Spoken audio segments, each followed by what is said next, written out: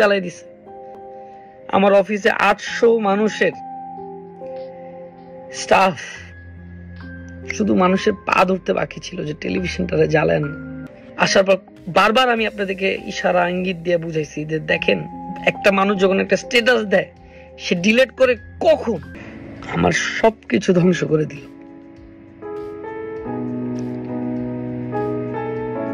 তো মাই টিভির গেটটা খুলে যেই আসতো আমার কাছে দেখা হইতো আমার সাথে, খালি হাতে বিদায় দিতাম না। আজকে আমার মাই টিভি ভাঙচুর করে এডিট প্যানেল, নিউজ ডিপার্টমেন্ট নিচে ভাঙচুর, গালাগালি, দালাল সরকারের। আমি বিদায় নিচ্ছি আপনাদের থেকে, এই ইউটিউব থেকে, এই ফেসবুক থেকে।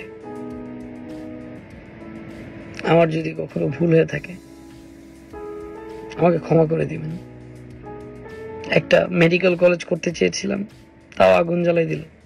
আমার টেলিভিশন ছাত্রদের পক্ষেই কথা বলছে, সেটাও ভেঙে দিল। ভাই এবং বোনদেরকে বলবো, আমার এই 13 বছরে অনেক ভুল করেছি, অনেক দুষ্টুমি করেছি। আমি আর কখনো ইউটিউবিং, ফেসবুকিং বা টিকটকে আমি আর থাকবো না। সবাই ভালো থাকবেন। পারলে আমার বাবার কষ্টের তৈরি আপনাদের সবার যে দরজায় আমি একটা মানুষকে হইলে উপকার করছি, যে দরজায় আমি খুলে যে মানুষদের সাথে দেখা করছি, যে মানুষদের উপকার করছি, তার পারলে সে একদিন আমার পাশে দাঁড়ায়।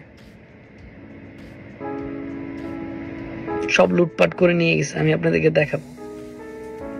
আসসালামু আলাইকুম।